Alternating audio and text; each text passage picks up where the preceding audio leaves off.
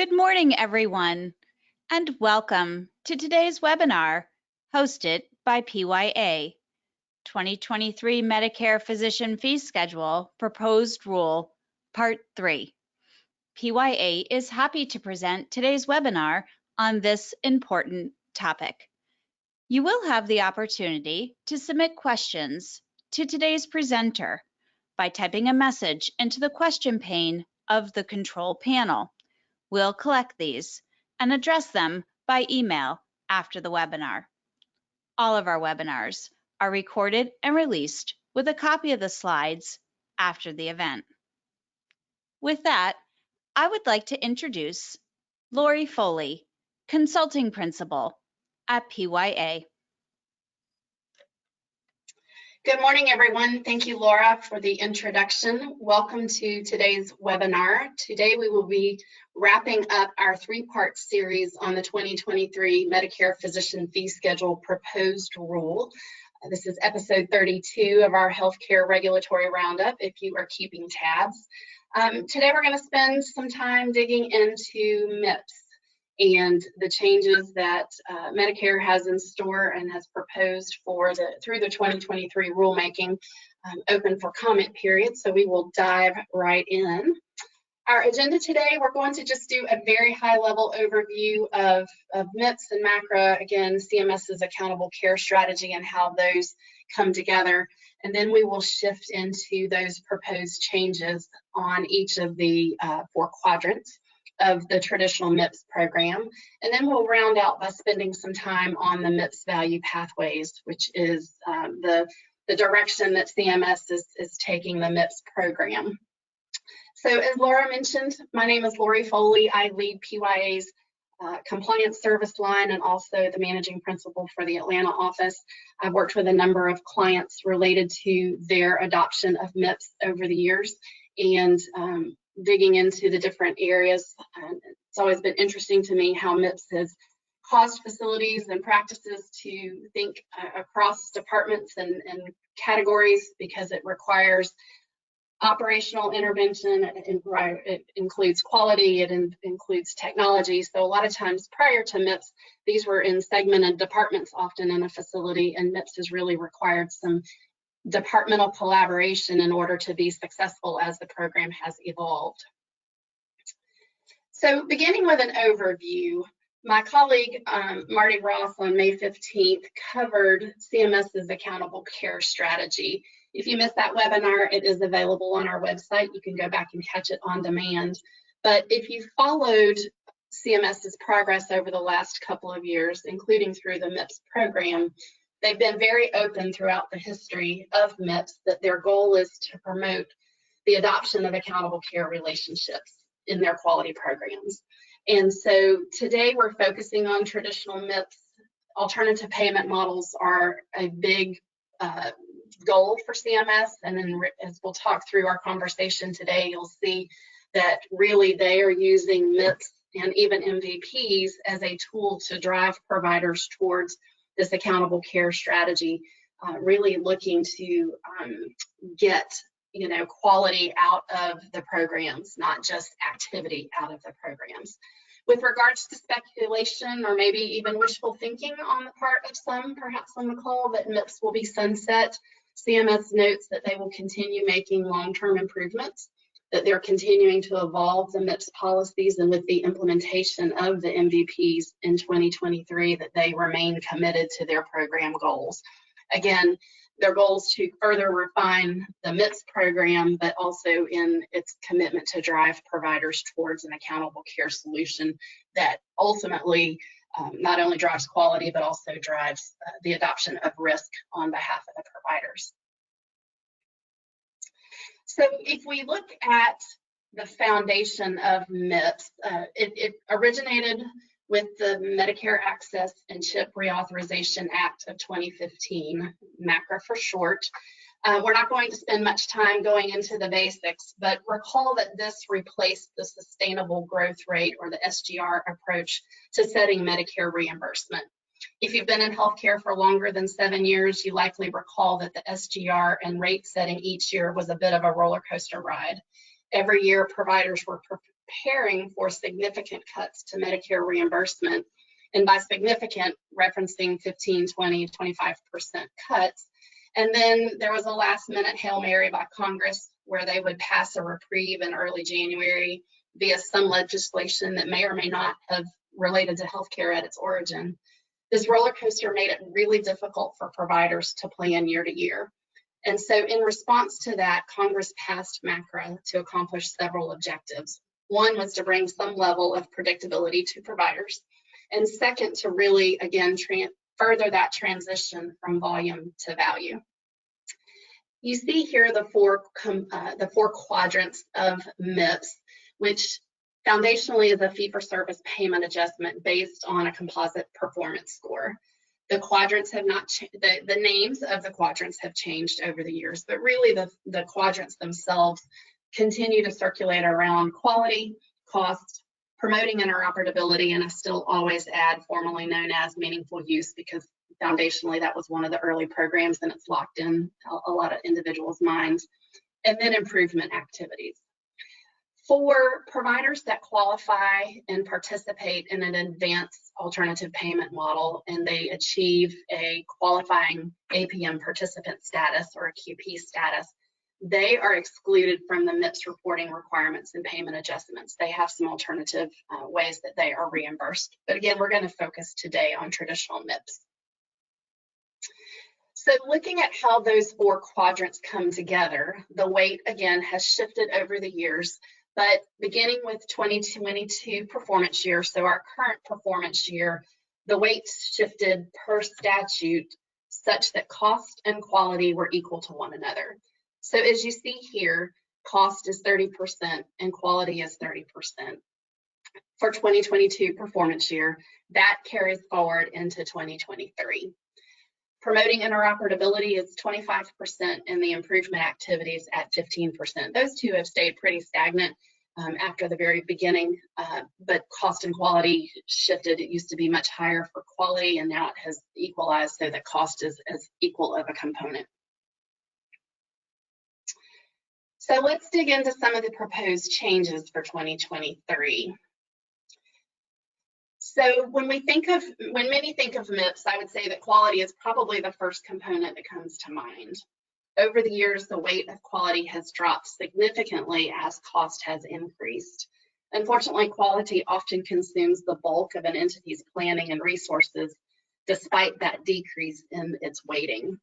Again, one of the reasons is that impacts the clinical, how we perform services, operations, how we process patients, register patients, gather data, and then information technology to understand and measure, determine the processes and the operational flow, and of course, gather that data to support reporting. For 2023, the data completeness will be 70%. That was actually finalized in the 2022 MPFS. This year, CMS is proposing to increase data completeness to 75% for the 2024 and the 2025 performance years. So one thing that they have shifted to doing is giving us some clear indication a year or two ahead of their kind of directionally where they're going in regards to data completeness.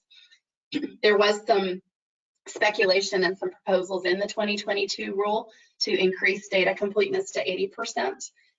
That has not matriculated out into the final rule, and you can see here they've kind of backed off on that. There is no reference right now to the 80%, but they are looking to lock 2024 and 2025 in at 75%. Recall that quality is a 12-month measure, meaning an entity needs to collect data for a 12-month period for 75% of all eligible patients. So not just their Medicare patients, it would be all payer, all patients in that data completion. As proposed, there will be 194 measures for 2023. That includes 9 additions, 15 removals, and 2 partial removals. Note that there are substantive changes in that CMS's terminology to 75 measures, meaning entities must review their historical measures for any changes that affect how they evaluate the measure, perform the measure, capture the measure for that go-forward reporting. I just wanted to highlight here just some of the new measures because you can see there's some expansion and from a dermatology perspective. We'll talk a little bit about social drivers of health. Those are kind of being interspersed in a couple of the categories that we're talking about today. Kidney health, immune-related diarrhea and colitis, and biomarker testing, and then adult immunization status. That one is relevant as we turn to some of those that are being removed. Just let me go back. So measures proposed for removal. I again we won't walk through all of these, but I did want to highlight them because I think there are in the clients that I've worked with, a number of these are just what I call catch-all measures, where entities were able to use a variety of sources to close the loop and facilitate reporting. Two examples are biopsy follow-up and 439, measure 439, age-appropriate screening for colonoscopies. Also note that measures 110 and 111, which are common primary care measures used by primary care physicians, PCPs, and specialists alike, are proposed to come out of the inventory unless they are in an MVP that you might be choosing to pursue.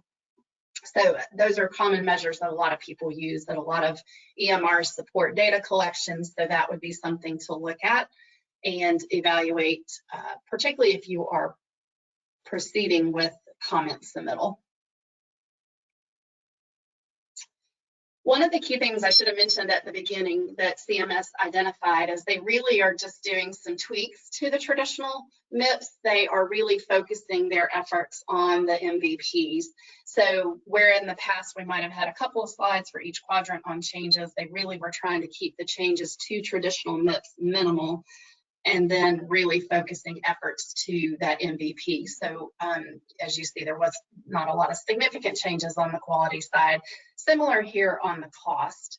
The cost improvement scoring began in 2022. So prior to 2022, CMS just reported cost as a static component for each year.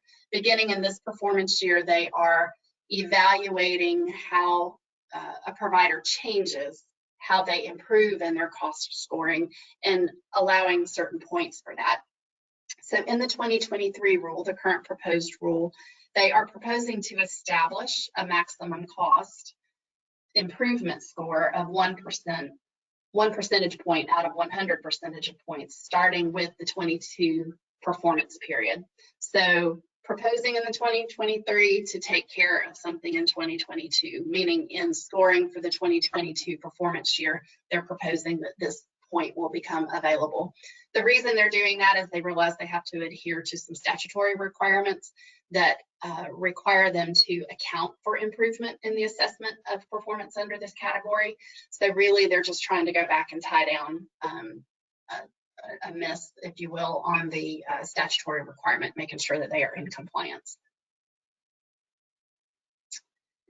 Turning to the improvement activities, there are currently in the 2022 performance year 106 improvement activities in the 8 categories that you see here. For 2023, CMS is proposing to add 4 additional improvement activities, including those that support EHR tagging, ensuring access to care for certain patient populations, and interesting to me, promoting COVID-19 vaccine achievement for practice staff. Though this is only granted a medium weight. The others that we identified were the security tagging is medium weight, the access to care both have high weighting. All 4 of these new activities that are being proposed relate to CMS's 6 health equity priorities for reducing disparities in health. So they are, from an organization-wide perspective, committed to improving or decreasing the disparities in health. And so you will see some of the changes in MIPS to continue to further that entity-wide initiative by CMS. CMS is also proposing modifications to 5 improvement activities, and they are removing 6. Related to promoting interoperability, they are proposing this year, there always seem to be changes, and this year's no exception. CMS has historically granted reweighting for certain providers under the premise that they are unable to control the way that EMRs are deployed, adopted, and utilized within their environment. However, to that end, CMS is proposing to continue automatic reweighting for certain provider types, including those you see on the right side of this slide. So social workers, therapists, physical, occupational, speech language therapists, audiologists, psychologists, dietitians, and then also providers in certain settings that practice exclusively in certain settings, including ambulatory surgery centers or ASCs, hospital-based facilities, non-patient facing providers, and then small practices. New this year, though, is the proposed elimination of automatic reweighting for nurse practitioners, physician assistants, certified nurse anesthetists, and clinical nurse specialist. In reading the dialogue, CMS has analyzed reporting for these types of providers and found that a relatively low number of NPs, PAs, CNRAs, and CNSs have submitted individually. And so CMS is speculating that they are actually disincentivizing adoption and use of CERT, so approved technologies, through its reweighting policy for these providers. So they have specifically requested comments on this proposal and specifically requested insight into potential barriers to CERT adoption and implementation from these types of providers. So if this is something that will impact your providers, you do have they have specifically requested comment on this discontinuance of the reweighting and asking for specific feedback as to the why, not just what it means from an operational perspective.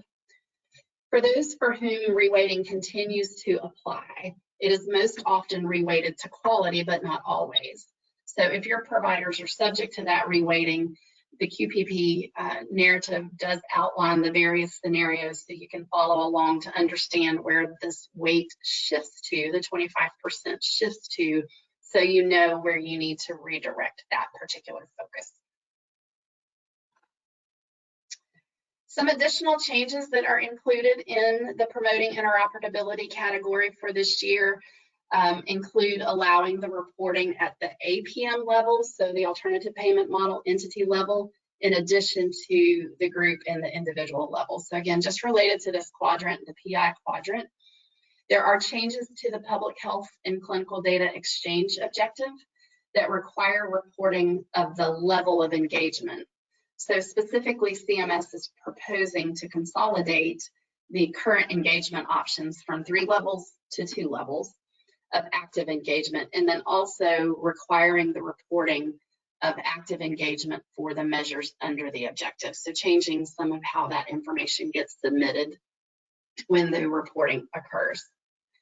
Currently, queries to the Prescription Drug Monitoring Program, the PDMPS, or the PDMP, is optional and worth 10 bonus points. The Medicare Physician Fee Schedule is proposing to make these queries mandatory and for the same number of points. So rather than having 10 bonus points, it's proposed to be a mandatory requirement at 10 points. And then also expanding it to include Schedule 3 and 4 drugs in addition to the current opioid Schedule 2 drugs. Finally, CMS is also proposing a third option for health information exchange, adding a category associated with the Trusted Exchange Framework and Common Agreement, or the TEFCA. Specifically, CMS is hoping to incentivize eligible clinicians to exchange information by connecting directly or indirectly with a qualified health information network. Again, CMS has been clear over the years as this has matured of their goal and desire for connectivity. We know that they have yet to fully define and mandate exactly what that looks like. So I think these are some workarounds as they try to find options for providers to connect and share information in a consistent way, absent just putting it out there as to exactly what that looks like in full definition. So this table shows just some of the scoring shift with the proposed changes for the PI category. As mentioned, you see the adoption of the query of the PDMP is being required, and that shifts the points for some other categories. I know just on this particular slide, it looks like the provider to patient exchange box is gone. You'll see in just a moment, it's on our next slide, but you do see the addition of the participation in TEFCA and it being weighted at 30 points. Again, you can tell by the point allocation that CMS is very interested. They give a high number of points for that health information exchange, the bidirectional exchange, and now the participation in the TEFCA. And this just continues just to show the rest of the scoring. So you see again where the points have realigned based on those particular categories.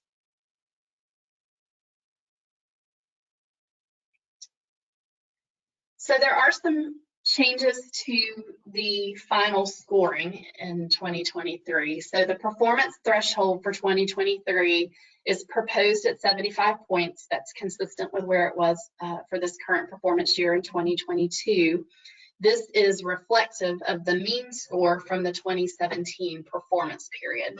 You may recall that statutorily, CMS was required to eventually set that performance threshold at the mean score of a prior period. So this is consistent with that 2022 period. There is discussion in the proposed rule regarding which year to use. They note the impact of the public health emergency and the pandemic. So they are evaluating each year what year to use as the base, but statutorily they just have to use the mean from a prior performance period. So right now it looks like 2017 is that measure. Different in 2023, though, is the absence of the exceptional performance threshold. This performance year, so performance year 2022, the one we're currently in, is the last year of the exceptional performance bonus. For 2023, providers who score at less than 18.75 will receive a negative 9% adjustment on their traditional Part B payments.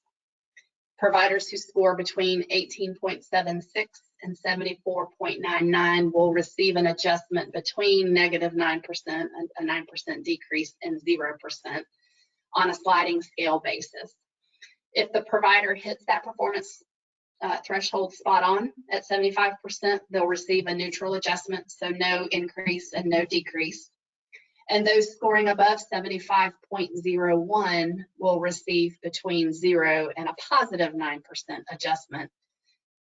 The actual outcome, you know, is based on preserving budget neutrality.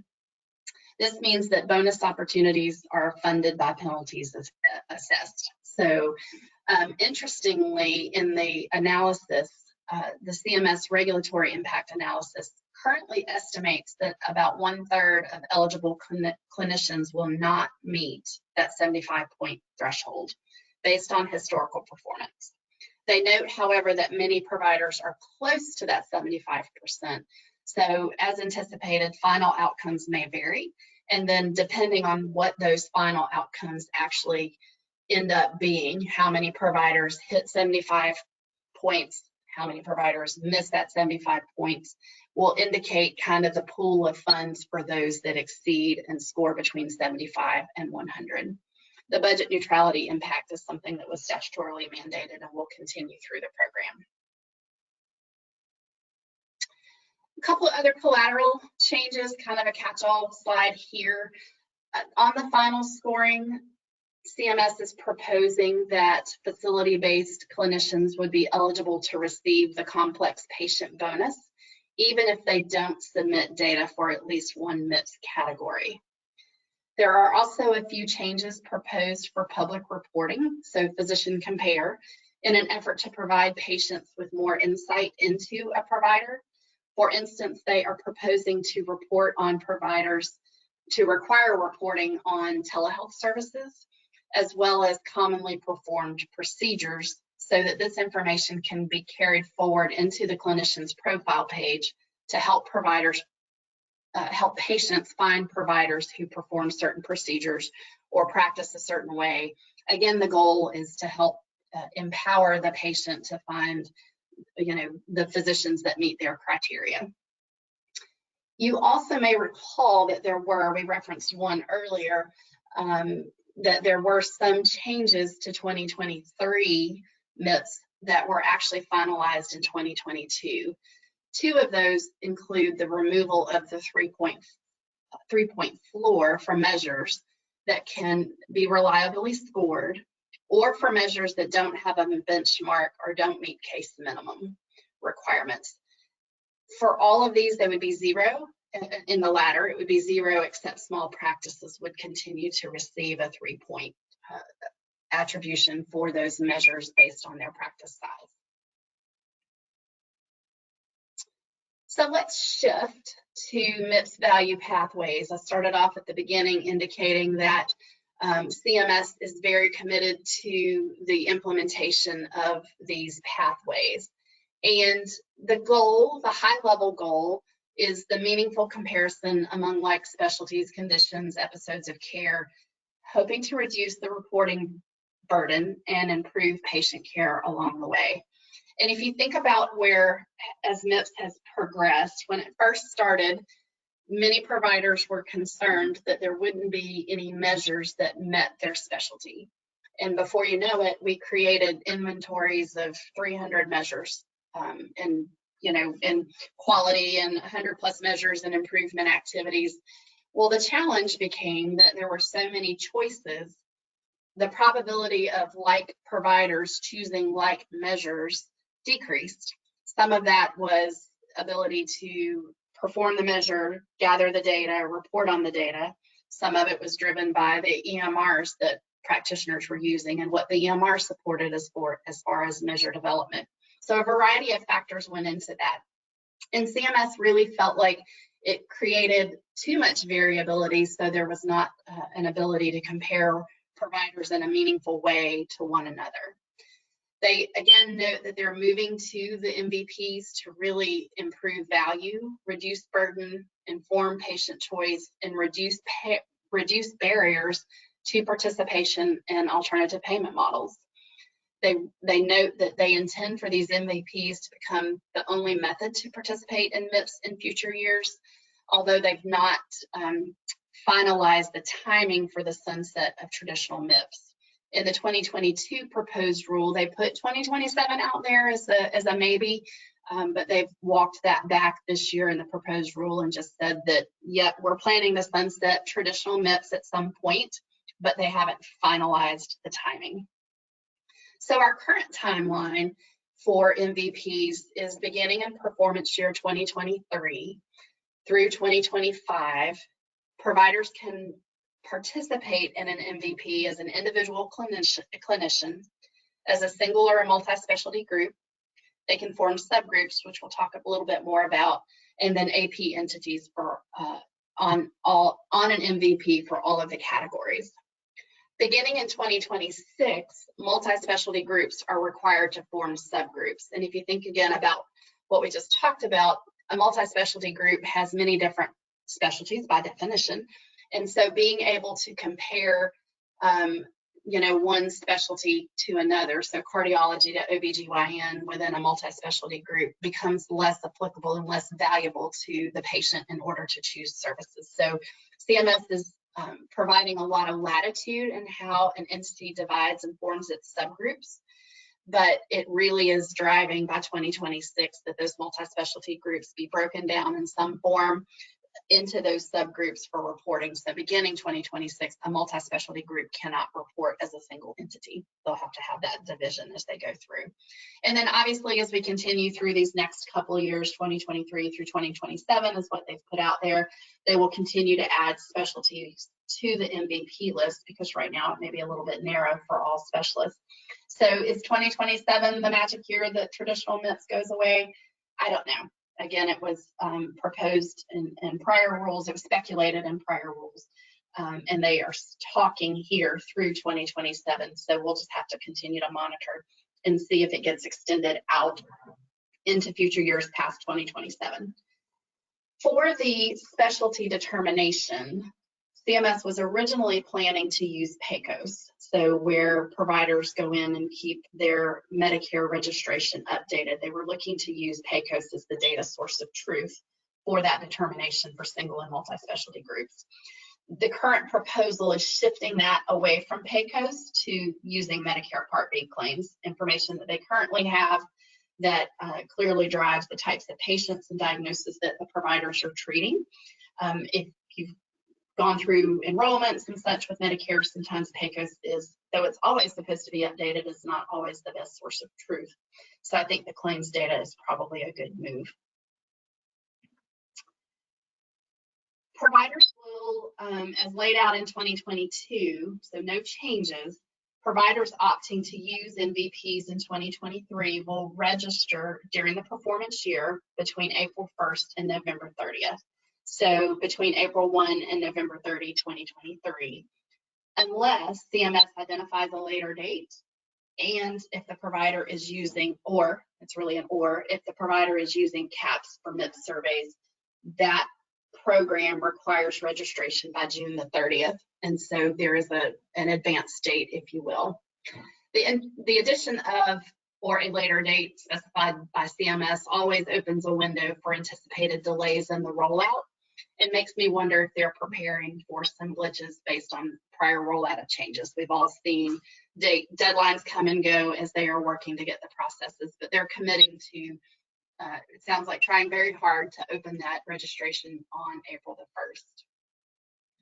When you register for MVPs, you'll have to have information at your fingertips with really what your plan is. So you will have to select at the time of registration the specific MVP that you intend to report on. You'll have to identify the population health measure that you plan to report on. And then if the MVP includes an outcomes-based administrative claims measure, you'll also identify which one you intend to be scored on. Changes will not be accepted after the November 30th window closes, and you ultimately can't just change your mind afterwards and submit on an MVP that you didn't register for.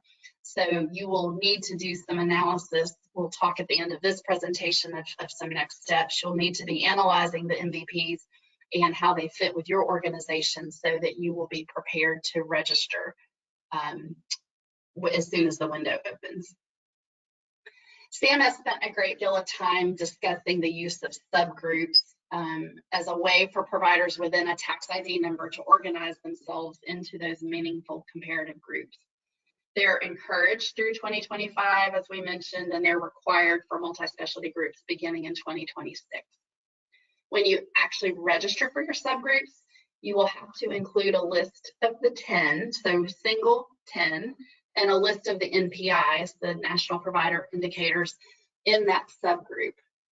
You'll also have to identify a plain language name for the subgroup. That will be important for physician compare so that patients can readily identify what the group is comprised of when they are looking at the public reporting. You'll also include a description of those comprising the subgroup, and then they note that a provider can only register for one single subgroup within a single 10.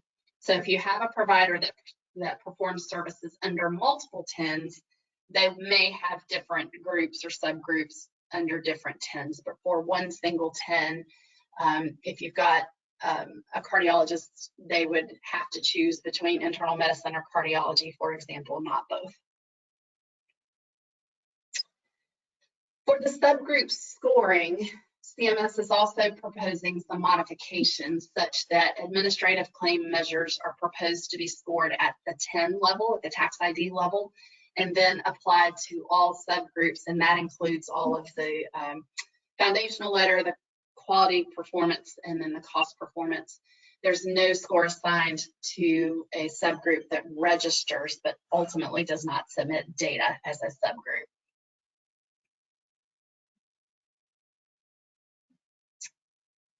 So if you followed along in the 2022 proposed fee schedule and the finalized fee schedule, CMS identified and proposed 7 MIPS value pathways for 2023. Those all still carried forward for the proposed 2023 rule. They also added 5 new ones. They did make some revisions to those that were proposed in 2022. Those seem to mostly relate to changes in improvement activities inventories. And then for each, they are proposing to add the ONC direct review attestation requirement, as it was inadvertently left out of the 2022 final rule.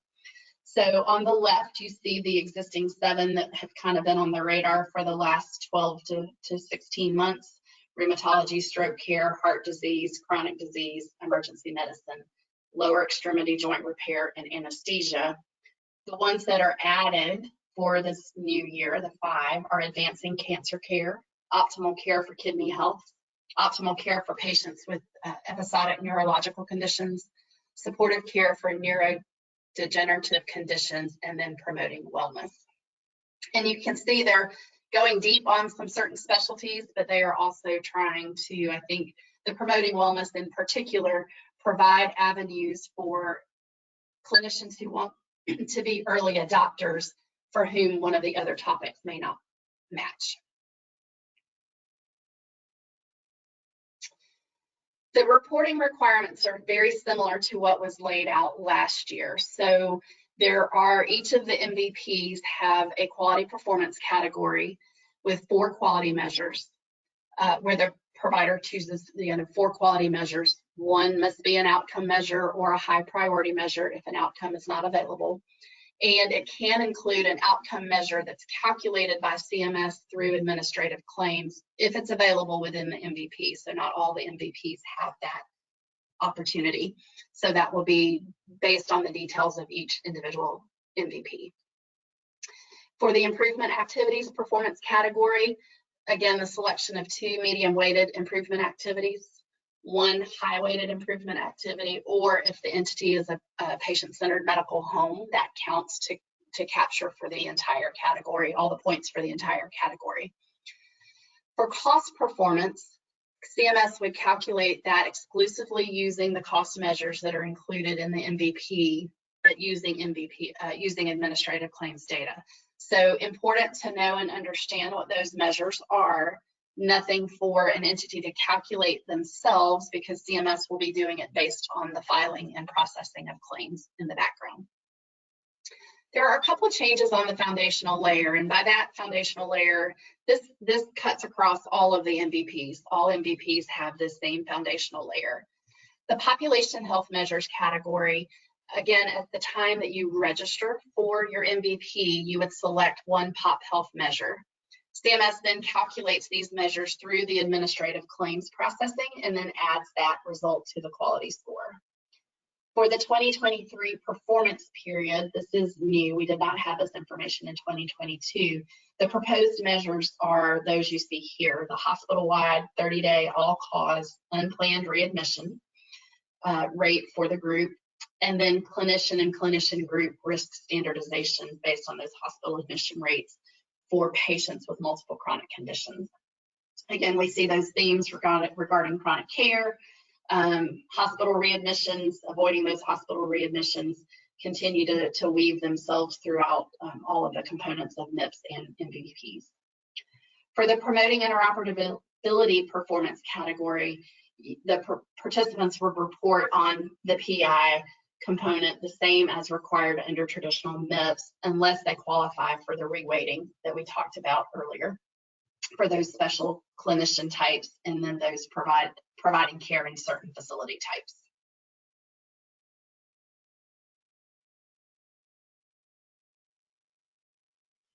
So some key takeaways as you're evaluating your next move related to MVP implementation and MIPS in general is, CMS continues to seek feedback on ways to better align clinician experiences between MIPS value pathways and APMs, and really to ensure that the MVP reporting serves as a bridge to the APM participation. Again, if they say it once in the rule, in the commentary, they say it 15 times. This is a pathway to APMs. And so there are a number of areas within the rule related to QPP. I know within the rule there's plenty of opportunities to comment, but several requests for information specifically related to the quality payment program, MIPS, MVPs, and APMs. And so those are listed here. If you get an opportunity, if they speak to you in your practice, to go in and look at the specific categories that they are asking for information on, and let your voice be heard. Similarly to the other changes, these are all proposed, so there are opportunities to provide feedback if you see that any of these changes will be materially challenging or detrimental for your clinicians to be successful. Do avail yourself of that opportunity. You've got just a little less than a month to do that. Other takeaways include, evaluating what you are currently doing and how they are funneling towards those MVPs. Query your vendors regarding their ability to support MVP reporting in 2023. Originally in the 2022 rules, they were driving such that vendors had to be able to support the measures and the MVPs that related to the specialties that their technology supported. And so the vendors have been scurrying to try and maintain current reporting requirements, but also address their programming. And so it looks like there may be some reprieves on some of that. So I would start with your particular vendor and the resources that you're doing to see what their plans are, what they're moving towards, and how that aligns with your specialty and your shift on those measures. Same with those quality measures that are potentially being sunset and those that are being added. What does it look like for you as we plan for 2023? Begin evaluating those MVPs. There's a lot of information on each to determine which is applicable to your entity, and conduct some preliminary gap analysis. If you're a multi-specialty group, go ahead and be thinking through how you would subdivide your group into specialties, so that you could identify then which MVPs apply. And it may be at the end of the day, a specific entity is reporting on multiple MVPs, which creates, again, ties back to that prior bullet. What will your technology support? What changes do you need to begin considering in operations and implementation, patient throughput, all of those pieces, because it really gets down to every patient encounter and how you're able to execute on those. Review those proposed changes in the quality measures and the improvement activities to determine if they will be materially impacted, and be preparing for any of those changes that you need to do. We didn't talk much about it. We did mention that, I mentioned that quality is a 12-month reporting period. The rest of them are still 90-day reporting periods. It has to be a contiguous 90-day period. So you have a little bit of time if, for example, your improvement activities are changing materially, as you assess, if you're not using a January 1 as the start of your reporting period. But for quality, you definitely will need to be ready to go as soon as possible. Again, operational processes, data gathering, reporting modifications may need to be modified within your systems, and you're always walking a tightrope between keeping it all working for you to gather your 2022 data while you prepare for 2023. So how you flip the switch and what time periods you do that, you'll have to work collaboratively across your teams with your vendors to work through that. And of course, then watch for the final rule, because we'll see if there are any material changes to these proposed rules, as that will help you refine your planning for 2023 and beyond. So there are a number of resources on the QPP website, on CMS's website, related to these topics in particular. This link will take you to a zip file that then gives you the 4 documents underneath. They have a great changes table if you want to look comparatively, what was in 2022 to see exactly how it looks for 2023. The deeper dives on the MIPS, on the MVPs that they created for 2023, so the 5 new ones. You can also go back to 2022 to get the details on the original. Again, the changes are not, they're very slight changes. You'll see that in the updates on the QPP website. But if you have not bookmarked QPP, you definitely should do that and refer to it often for these changes. As you go through, if you have questions, we too will be keeping our eyes open when those final rules come out. We will be looking to see what gets updated and happens with these. Again, if you were hoping that the rules would be saying, hey, MIPS, we're not really certain what we're doing with it, it's going to go away, that is clearly not the way that CMS is progressing. It looks like it's here to stay. It just will shift to be the MIPS MVPs as we move forward. Just a quick plug for our other regulatory roundups. We've got 2 coming up. We've got on August the 17th, so next Wednesday, the 2023 Hospital OPPS and ASC proposed rule. And then we are setting dates on the rules other rules that will be forthcoming. So the IPPS, inpatient rehab, inpatient psych, and the SNF final rules. So be sure to watch our website and your email for information related to those. Otherwise, we are always available to help as you are evaluating within your entity how to navigate the APMs, the MIPS, all of these quality payments and these new rules and proposed rules that are coming out. So please do reach out if we can assist. And with that, I will give everybody back 15 minutes of their day, and I wish you well. Thank you. And thanks to our presenter, Lori Foley. If you have any questions, her presentation and contact information will be emailed to you, along with a recording of today's webinar. Also, if PYA can provide assistance with audit, tax, compliance, valuation, or physician services, please call or email us. You may also visit our website at pyapc.com for more details about our specific areas of expertise, or to subscribe to receive PYA insights. Please remember to stay on the line once the webinar disconnects to complete a short survey. On behalf of PYA, thank you for joining us and have a great rest of your day.